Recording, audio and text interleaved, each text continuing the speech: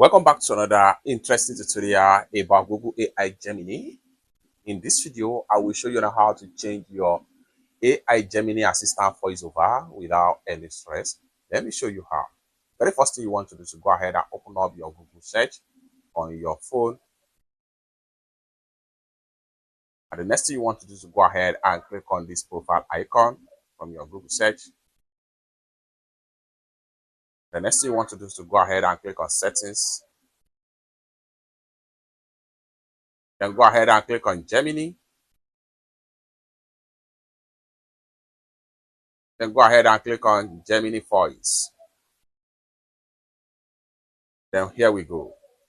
This is the current voiceover I'm using right now. I can slide this way and slide this way. You can test run as many as possible different voice. Once you are able to see any nice voice to you, go ahead and click on select. Successfully change. With that, the current voice will be your voice assistant voiceover in your Gemini AI. So each time you want to use Gemini AI, this voice is going to respond to you. It's that simple. For more useful tutorial, tips and tricks like this, consider to subscribe.